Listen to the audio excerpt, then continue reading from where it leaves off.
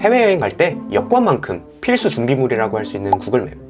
그런데 혹시 여러분은 이 구글맵을 길 찾는 데만 쓰고 있진 않으셨나요?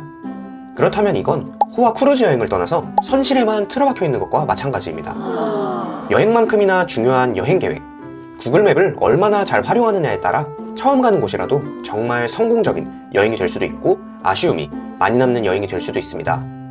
오늘 영상 43개국 160개 도시 여행자인 제가 여행 계획을 할 때 어떻게 구글맵을 활용하는지 구글맵의 다양한 기능을 하나부터 10가지 모두 알려드리도록 하겠습니다. 앞서 말씀드린 것과 같이 구글맵은 여행 준비에도 여행 중에도 많이 쓰이는데요. 보통 여행 준비는 PC로, 여행 중에는 스마트폰으로 구글맵을 이용하죠. 오늘은 여행 준비할 때 쓰면 좋은 구글맵의 기능들을 알려드릴 거라서 PC 버전 기준으로 설명드리도록 하겠습니다. 먼저 구글맵을 보시면 이렇게 흰색 사이사이에 노란색으로 색이 입혀져 있는 것들 보이시나요? 혹시 이게 무슨 의미인지 알고 계셨나요? 제가 여행 컨설팅을 해드리다 보면 대부분 이걸 모르시더라고요. 흰색은 일반적인 주택가 등의 도시 지역을 나타내고, 노란색은 관심 지역으로 식당, 바, 상점가가 밀집된 활동적인 지역입니다.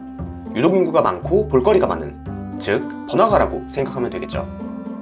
그래서 숙소를 잡을 때 주변에 이런 노란색 번화가가 있는지 없는지를 함께 참고해 주시면 좋고, 그게 아니더라도 여행지에서 좀 시간이 남는다면 내 위치에서 가장 가까운 노란색 지역으로만 들어가도 볼거리가 넘칩니다. 특히 밤에 돌아다닐 때는 이런 번화가 위주로 돌아다니게 되면 밝기도 하고 인파도 많이 있어서 치안이 안 좋은 곳에서 밤에 야경을 볼 때는 이렇게 번화가만 돌아다니는 것이 좋습니다. 이제 본론으로 넘어가 보도록 하겠습니다. 구글맵 좌측 하단을 보시거나 윈도우 기준 컨트롤, 쉬프트 1번에서 5번까지 누르게 되면 각각 다른 기능들이 나옵니다. 하나씩 알아볼게요. 컨트롤 쉬프트 1번을 누르거나 좌측 하단 위성을 누르면 위성 지도로 전환됩니다. 좀 더 사실적인 도시의 모습을 볼 수 있어 내가 가려는 숙소, 관광지 주변이 어떤 느낌인지 한눈에 파악하기 좋습니다. 컨트롤 쉬프트 2번 혹은 교통정보를 누르면 중앙 하단에 화면과 같이 실시간 교통정보와 평상시 교통정보가 나옵니다. 실시간의 경우는 우리가 현지 가서 버스나 렌터카로 다음 장소를 이동할 때 참고하기 좋은 기능이고, 제가 이걸로 여행 준비할 때 참고하는 기능은 바로 이 평상시 교통정보입니다. 날짜와 시간별로 교통 혼잡도를 알 수 있어 혼잡한 시간에 버스 이용은 피하는 일정을 만들고, 또 일정 내에 이동 동선을 이 혼잡도와 함께 고려해 버스로 이동 동선을 잡을지 도보나 지하철로 이동 동선을 잡을지 고려합니다. 컨트롤 쉬프트 3번 혹은 대중교통을 누르면 그 도시의 대중교통 데이터를 모두 볼 수 있습니다. 지금 보시는 곳은 프랑스 파리고요. 이렇게 색깔별로 있는 선들이 지하철 노선이고 모든 버스 정류장도 이렇게 나옵니다. 이 기능은 내가 예약하려는 호텔에서 지하철역 혹은 버스 정류장이 얼마나 가까운지 떨어져 있는지를 판단할 때 사용합니다. 컨트롤 쉬프트 4번 혹은 자전거를 누르면 나오는 화면입니다. 이건 자전거 이용 가능도로 혹은 자전거 전용도를 알려주는 건데 우리가 여행 준비할 때 필요 없는 기능이라 패스하겠습니다. 컨트롤 쉬프트 5번 혹은 지형. 개인적으로 가장 중요하다고 생각되는 기능입니다. 지도상에 지역 및 고도를 표기해주는 기능인데요. 이 기능을 정말 유용하게 사용할 수 있는 대표적인 유럽 여행 도시 리스본으로 한번 가보겠습니다. 보이시나요? 이렇게 언덕, 경사를 모두 확인할 수 있습니다. 일반적인 지도를 보고서는 절대 알 수 없는 정보죠. 다시 돌아가서 구글맵 상단을 보시면 이렇게 음식점, 호텔, 즐길거리 등의 버튼이 있는데, 이 버튼은 내가 지금 보고 있는 화면에서 해당 버튼과 관련된 정보를 주는 버튼입니다. 여기에서 호텔을 눌러볼게요. 다양한 호텔이 보이는데요. 여기 주변 시세에 비해 월등히 저렴한 호텔이 보이네요. 이걸 지형 기능을 켜고 한번 다시 볼까요? 딱 봐도 지도가 엄청 굴곡진 장소에 위치해 있는 것을 볼 수 있습니다. 예를 들어 여기 호텔을 이 평면도만 보고 가격이 싸다고 예약했다면 여기까지 캐리어 들고 올라가는데 이미 하루치 에너지 다 쏟아붓습니다. 그리고 추가적으로 좌측 하단에 더보기를 누르면 측정이라는 게 나옵니다. 이 기능으로도 지도만 봤을 때 감이 안 오던 거리감을 익힐 수 있어서 저는 모르는 지역을 여행할 때 이 기능을 자주 사용하는 편입니다. 다음입니다. 아까 말씀드린 지형을 확인하는 기능만큼 제가 숙소 예약할 때 반드시 사용하는 기능인데요. 아시는 분들은 이미 다 아시는 스트리트 뷰입니다. 화면 우측 하단에 이렇게 사람 모양이 있는데요. 이걸 클릭하면 이렇게 또 파란색 선들이 나옵니다. 이 파란색 선을 클릭하면 이렇게 이 도로의 스트릿뷰를 볼 수 있습니다. 이 기능으로도 마찬가지로 내가 예약하려는 숙소 주변의 분위기가 어떤지, 언덕길이 있는지 확인을 할 수 있죠. 사진만 봐도 언덕길이 느껴지네요. 사진을 좀 찍어보셨다면 알 수 있는데 언덕이나 내리막길은 사진으로 찍으면 눈으로 보이는 것보다 훨씬 완만하게 보이는 점 참고해주세요.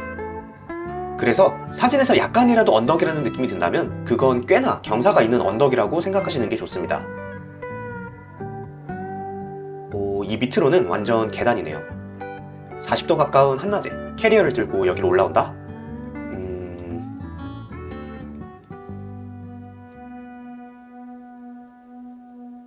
그리고 좌측 상단에 여길 보시면 날짜 더보기가 있고 여기서 최신 날짜 보기를 눌러주시면 이렇게 가장 최근에 찍힌 스트릿뷰로 이쪽의 분위기를 확인할 수 있습니다. 공사가 끝나고 조금은 깔끔하게 바뀌었네요. 여기는 스트릿뷰는 대부분 낮 시간에 촬영을 해서 밤의 분위기를 알기 어려운데요. 이럴 때 꿀팁으로는 숙소 주변에 가로등이 있는지를 확인해 주시는 게 좋습니다. 생각보다 유럽은 밤에 가로등 하나 없이 어두컴컴한 곳들이 많습니다. 이런 건 가보기 전까지는 모를 수가 있는데 이렇게 스트릿뷰로 주변을 보시면 여기 하나 있네요. 없는 것보단 낫지만 이 긴 골목에 단 하나의 가로등이면 개인적으로는 저는 이쪽에서 숙박을 하지 않을 것 같습니다. 그래서 저는 이전 영상에서 알려드린 숙소 예약하는 법과 함께 구글맵의 이런 기능들로 숙소 예약의 실패 확률을 줄이고 있습니다. 또 스트릿뷰로 관광지 답사를 다니는 것도 좋은데 저는 이렇게 관광지까지 다 디테일하게 들어가게 되면 현장에서 느껴지는 감동이 좀 많이 떨어지더라고요. 그래서 스트릿뷰는 숙소 예약을 위해서만 사용하긴 합니다. 다음으로는 구글맵으로 맛집 찾는 방법입니다. 맛집 찾기 전에 제 채널이 상당히 작아서 나중에 이 영상 다시 찾기 어려우실 거예요. 구독이나 영상 좋아요 하나 해주시고 나중에 여행 가기 전에 영상 그대로만 따라해주세요. 일단 다시 파리로 돌아오겠습니다. 프랑스로 왔으니 프랑스 레스토랑을 검색해 볼게요. 한국어로 이렇게 검색하면 한국에 있는 프랑스 레스토랑이 나올 수 있거든요.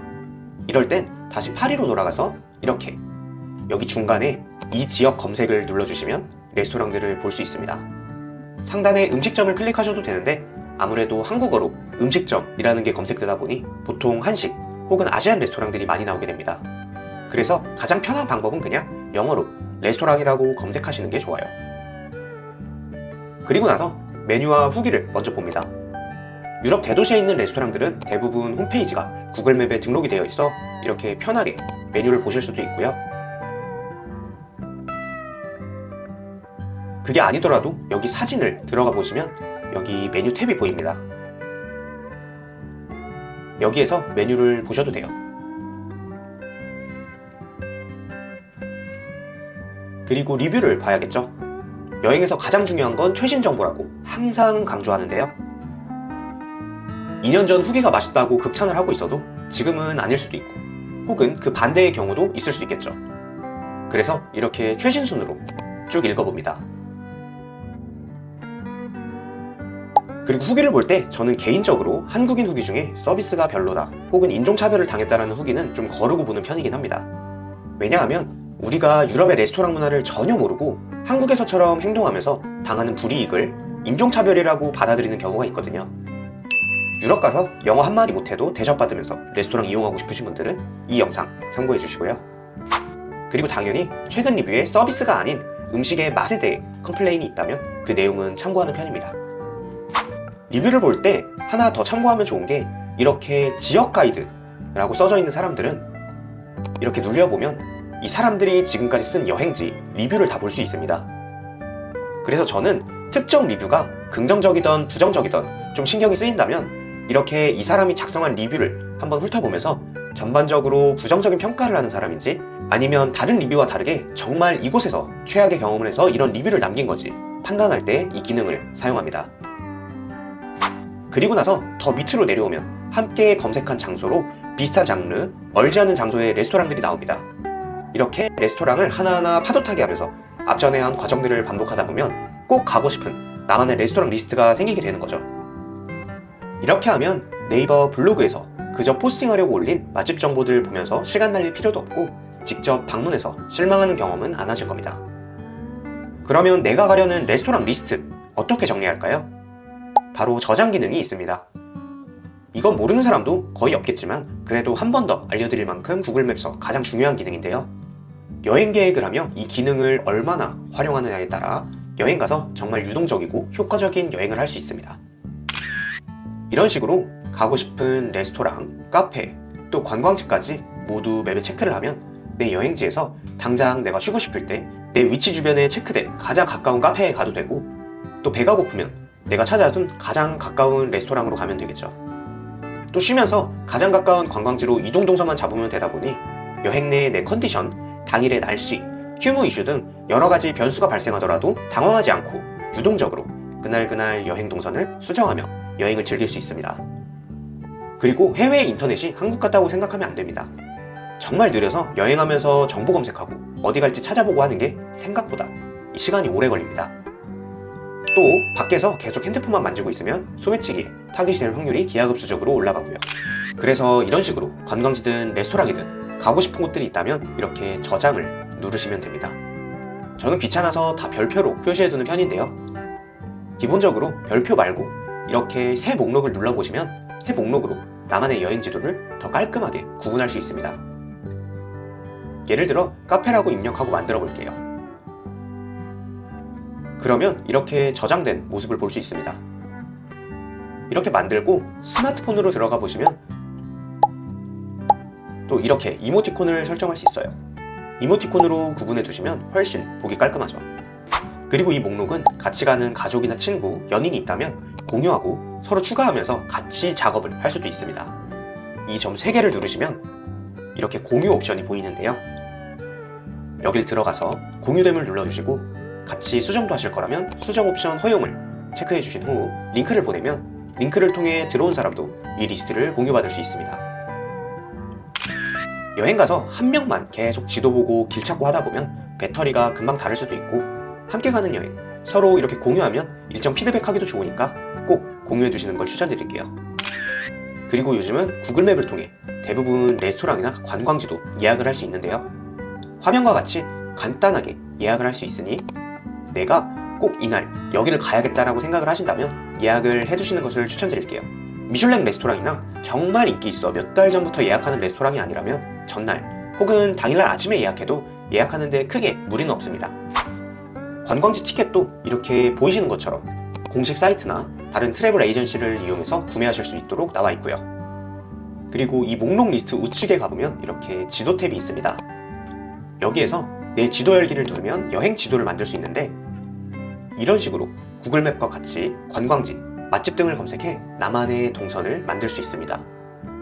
만든 후 이렇게 미리 보기로 보면 이런 식으로 하루하루 일정별로 나눠 어디를 갈지 쉽게 파악할 수 있어서 편리합니다. 이것 또한 당연히 공유 기능이 있기 때문에 동행자가 있다면 함께 정리된 동선을 보며 이야기할 수 있는 장점이 있고요. 근데 이제 방법은 다 알았는데 막상 이렇게 하나하나 다 하려니까 귀찮기도 하고, 특히 알고는 있어도 시간이 부족해서 제대로 된 준비를 못 하시는 분들이 많으실 겁니다. 그런 분들은 하단에 고정 댓글 한번 참고해주세요. 오늘은 이렇게 해외여행 준비할 때 구글맵으로 여행의 실패 확률을 줄일 수 있는 다양한 기능들을 알아보았습니다. 앞으로 여행 준비할 때 꼭 이 기능들을 활용해서 만족스러운 숙소, 맛있는 레스토랑, 분위기 좋은 카페, 유동적인 여행 동선으로 평생 잊지 못할 후회하지 않을 여행하시기 바랍니다. 오늘도 긴 영상 시청해주셔서 감사합니다.